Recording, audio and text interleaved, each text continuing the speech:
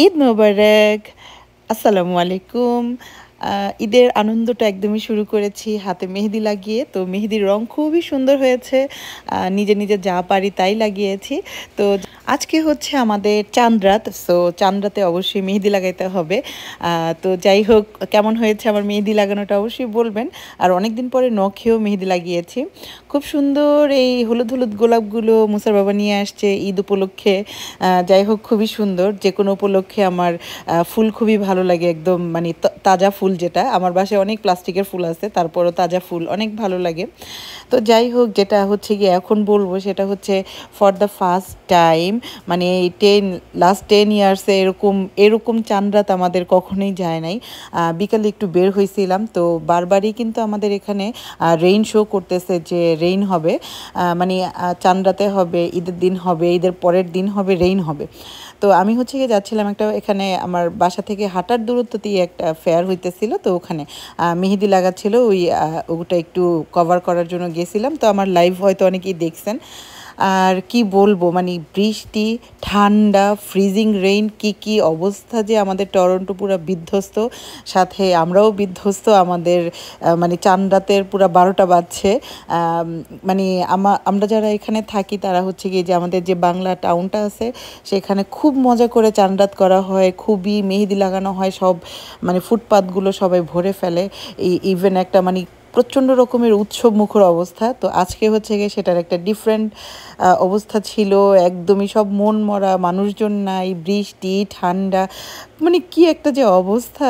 তো যাই হোক বাসায় এসে আর কি করব, মানে রান্নাবান্না শুরু করে দিয়েছি। তো আমি বলি আমার মেনুটা কি, খুবই সিম্পল মেনু করার চেষ্টা করেছি কারণ আমরা মাত্র দুইজনই। আর আমরা আপাতত মানে আমাদের বাসায় কাউকে ইনভাইট করি নাই ঈদ উপলক্ষে, কারণ আমরা অনেকগুলো ইনভাইটেশন পাইছি তাই জন্য।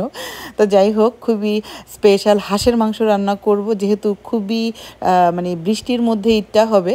তো ঈদের দিন হচ্ছে খিচুড়ি রান্না করব, আজকে রান্না করি নাই। তো খিচুড়ির সাথে হাঁসের মাংস এবং গরুর মাংস এগুলা এই দুইটা জিনিস রান্না করব।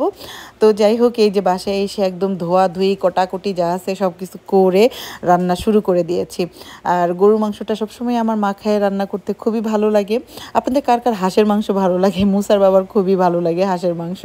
তো যাই হোক আমরা টরন্টোতে খুব মজার মজার হাঁসের মাংস পাওয়া যায় এখানে। লাইক অনেক বড় বড় হাঁস, ছোট ছোট হাঁস, পাতি হাঁস সব টাইপেরই। আর গরুর মাংসটাও আমি একদম মাখায় তারপরে বসাইতেছি যাতে করে একটু ঝোল ঝোল করলে খুবই মজা হয়।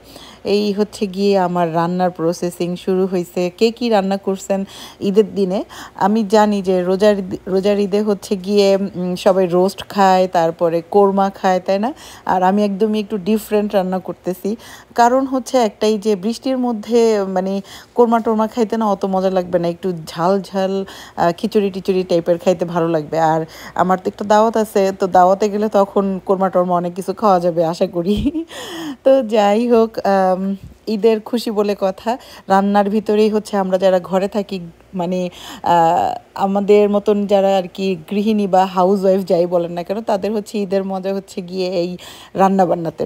তো এখন হচ্ছে গিয়ে সেমাইয়ের পালা, আমি একটু করে লাচ্ছা সেমাই রান্না করেছি, খুব বেশি মিষ্টি আইটেম না, আমাদের দুজনেরই ডায়াবেটিস আছে কম বেশি।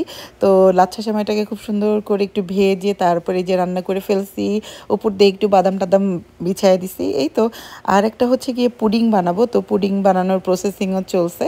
এই যে আমার পুডিংটাও বসা করায় দিয়েছি। আশা করি ঈদের দিন সকালে খুব সুন্দর করে টেবিল সাজায় তারপরে আবার একটা ভিডিও আপলোড করতে পারবো। তো যাই হোক সবাইকে এগেইন ঈদ মোবারক, দেখা হবে ঈদের দিন, ঠিক আছে? ততক্ষণ ভালো থাকবেন, বাই।